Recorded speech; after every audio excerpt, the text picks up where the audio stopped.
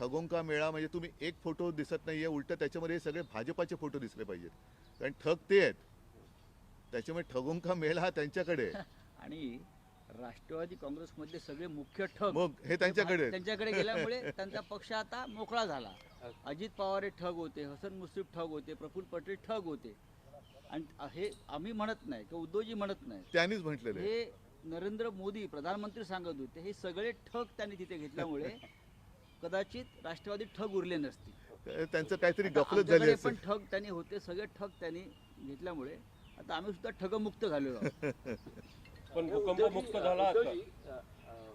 रॅलीच्या निमित्तानं आलेला आहात, पण अजूनही महाविकास आघाडीत काही जागांवरून पेच आहे. पेच तर नाहीये. महाविकास आघाडीतल्या ऐका ऐका ऐका राहुल सांगतो. गांधी, खरगे ऐका यांच्याशी नाही, चर्चा- काही आवश्यकता नाहीये. मी तुम्हाला म्हटलं तसं की आमची जेव्हा भारतीय जनता पक्षाबरोबर युती होती किंवा असायची, त्याही वेळेला एक शेवटच्या क्षणापर्यंत जागा वाटपामध्ये थोडी, मी असंच म्हणेन की खेचाखेच ही व्हायची. मात्र एकदा ते शिक्कामोर्तब झाल्यानंतर सगळेजण एकत्रितपणाने एकजिन्सीपणाने काम करायचे. महाविकास आघाडीमध्ये सुद्धा आमची बोलणी 2-3 महिने झाल्यानंतर हे सगळं झालेलं आहे. त्यांनी पण आता ते समजून घेतल्यासारखं आहे आणि जिंकायच्या ईर्षेने आम्ही लढतो आहोत. फडणवीसांनी एक आवाहन केलं आहे. फडणवीसांनी मेरिटवरती जागा वाटपाचं तुम्ही सातत्याने सांगत होता. राऊत साहेब पण सांगायचे, मात्र सांगलीमध्ये तुमचा एकही आमदार नाही, संघटन नाही. अशा परिस्थितीमध्ये तुम्ही आता मला असं आहे की या विषयावर मी आता काही बोलणार नाही, कारण काय आहे की ते आम्ही स्थानिक पातळीवरती बोललेलो आहोत आणि मला वाटतं तुमचे स्थानिक पातळीवरती सुद्धा प्रतिनिधी आहेत, त्यांच्याकडनं आलेल्या बातम्या तुमच्याकडे आलेल्या असतील. तर आता मला त्या ह्याच्यामध्ये जायचं नाही, कारण तो विषय झालाय, संपलाय आता. सर, देवेंद्र फडणवीसांनी सूचना केली आहे की मी राहुल गांधीसाठी संपूर्ण थिएटर बुक करतो, त्यांनी वीर सावरकर पाहावा. मी देवेंद्र फडणवीसांचं पूर्ण जाण्या येण्याचा खर्च करतो, हॉटेलचा खर्च करतो. त्यांनी मणिपूरमध्ये जाऊन यावं आणि लडाखमध्ये जाऊन यावं. मी खर्च करायला तयार आहे. देवेंद्र फडणवीसांनी लडाखमध्ये जावं, त्याच्यानंतर दार्जिलिंगमध्ये तो नीरज झिंबा म्हणून आहे, त्यांना दिलेली वचनं कशी मोडली त्यांना जाऊन भेटावं. अरुणाचलमध्ये जाऊन यावं. देवेंद्र फडणवीसांचा जाण्या येण्याचा राहण्याचा खर्च मी करायला तयार आहे. आणि काश्मीरी पंडितांना त्यांनी भेटावं आणि पाहिजे तर त्यांच्या आता बरेचसे, कारण आता काय ते बॉयकॉट बॉलिवूडवाले आता बॉलिवूडच्या नादी लागलेत, त्याच्यामुळे एखादा प्रोड्युसर घेऊन त्यांनी मणिपूर फाईल्स हा पिक्चर काढावा. चले हिंदी बारामती सुप्रिया सुळे आणि अरे ठीक आहे, चलो. हिंदी हिंदी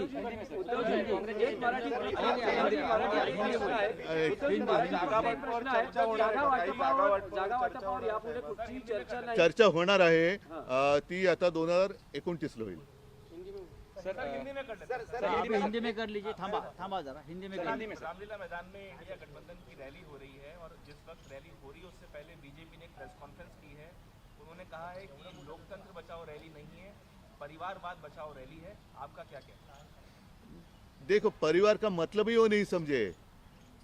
परिवार जैसे सिर्फ मेरा परिवार करके कुछ होता नहीं. परिवार की जिम्मेदारी लेने की बात होती है. परिवार की जिम्मेदारी लो.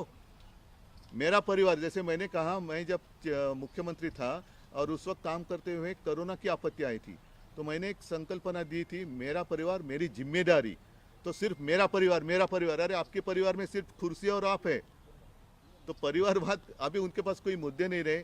उनका जो एक नकाब था वो फट गया है और इलेक्ट्रोल बॉन्ड जब से खुल गया राज उनका, तो देश में सबसे भ्रष्ट पार्टी, भ्रष्ट जनता पार्टी यानी कि बीजेपी, उनका ये नया चेहरा, जो असली चेहरा है, वो जनता के सामने आया है. सर, बीजेपी ने ट्वीट किया कि वहाँ पे जो रामलीला मैदान में रैली होगी वहाँ पे ठगों का जमावड़ा है. तो मैंने अभी कहा ना, ये तो भ्रष्टों का पार्टी, भ्रष्ट जनता पार्टी.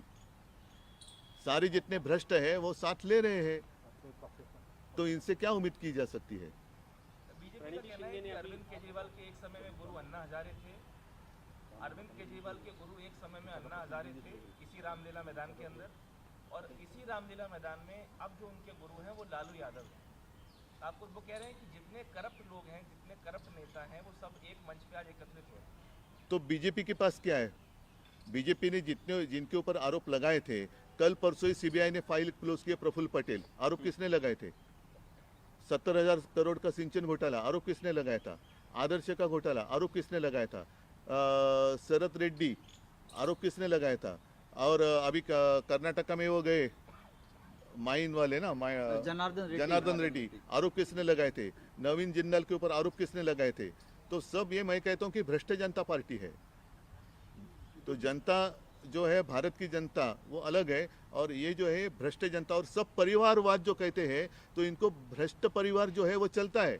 सर तो परिवार के बाद अगर परिवारवाद की अगर बात करें तो आप देखो ना, जितने सारे परिवार हैं वो सारे के सारे भ्रष्ट है, उनके पास चले गए, तो पूरा का पूरा भ्रष्ट परिवार हो गया है जनता party Bharat How do you see this BJP trying to bring all small parties like वो राज ठाकरे के क्या मतलब डूबने वाले को तिनके का सहारा एक कहावत है, तिनका इकट्ठा करके कोशिश करें तैरने की, अदरवाइज उन्होंने तो प्रैक्टिस की है समुद्र के तल के नीचे जाकर कैसा है देखने की। सर एनडीए की भी रैली है सर मेरठ में। अरे दिल्ली में प्रणिति शिंदे से नौकर थांबा ना जरा, एक मिक्स करू ना करा। अरे सर दिल्ली मध्ये एनडीए की बोलताय रैली है मेरठ में, वहाँ से जो रामायण के किरदार निभाए थे राम का, तुम्ही पण अरुण status गोविल जी ठेवा वहाँ नाही. से उम्मीदवार पण हैं। दिल्लीमध्ये बोलता ये आहोत मोदी ना. उनके लिए प्रचार करेंगे मेरठ से। दिल्लीमध्ये राष्ट्रीय राजकारणावरती बोला. मतलब उनको अभी उनके पास कोई नेता नहीं रहे, कोई कार्यकर्ता नहीं रहे, सब मैंने जैसे पहले कहा कि बॉयकॉट बॉलीवुड कहने वाली यही पार्टी थी, अब उनको बॉलीवुड का ही सहारा लेना पड़ रहा है। ये एक बदकिस्मती है उस पार्टी की, मुझे दुख है, क्योंकि वो जो भारतीय जनता पार्टी थी अटल जी के समय की, वो एक विचारों की राह पर चलती थी, एक राह थी उनकी, कुछ सोच थी, तो अब वो सोच नहीं रही। जितने भी करप्ट लोग हैं उनको ले लो, जैसे मैंने अभी अभी कहा कि वो जनार्दन रेड्डी, या अभी शायद मैं नाम गलत ले सकता हूँ लेकिन इतना मुझे ये नहीं है और ध्यान में रखने लायक भी नहीं है वो नाम, सारे भ्रष्ट लोगों को साथ में लेकर, जिनको भ्रष्ट इन्होंने कहा था, भ्रष्ट तो इन्होंने ही कहा था, तो वो सारे लोग उनके मंच पे है। साहेब तुम्ही बाहेर कुठे सभा घ्यायला जाणार आहात इंडियाच्या प्रचारासाठी महाराष्ट्राच्या बाहेर? बघू, अजून तशी काय हे झालेली नाही चर्चा, पण आवश्यकता असली तर जाईन, पण मला नाही वाटत सगळे नेते मजबूत आहेत प्रत्येक प्रदेशात। एकदम प्रचाराचा कोफा कधीपासून seat sharing has all seats have been finalized, कुछ रिपोर्ट्स आ रही थी कि कुछ मुंबई की सीट्स पे शिवसेना और कांग्रेस में कुछ नहीं है, और हमने पिछले 2-3 महीने लगातार हमारी चर्चा चल रही थी, और अभी अभी मैंने जैसे कहा कि एक आखिरी पल तक कोशिश की जाती है हर पार्टी से, और स्वाभाविक है, सबको लगता है कि मेरी पार्टी आगे बढ़नी चाहिए, वो मानता हूँ, लेकिन जब चुनाव जीतने की संभावना अगर हम सोचते हैं तो उस वक्त वो निर्णय लेना पड़ता है, और इसलिए हमने सोच समझकर हमने उम्मीदवार की लिस्ट डिक्लेयर की है, और जो 2-5 है वो आने वाले 1-2 दिन में डिक्लेयर करेंगे। कल प्रफुल्ल पटेल जी को क्लीन चिट दी गई क्योंकि उनके ऊपर काफी सारे घोटाले के आरोप थे। तो जो जिन्होंने आरोप लगाए थे उन्होंने प्रफुल्ल पटेल की माफी मांगनी चाहिए, और मनमोहन सरकार की, और मनमोहन जी की, क्योंकि उन्होंने जिन्होंने आरोप लगाए वो असलियत में वही दोषी है। काँग्रेसचे नेते चलो, मैत्रीपूर्ण चलो, लढतीबद्दल हाँ, बोलतात. चला ठीक, थँक्यू. हाँ, चलो, थैंक यू।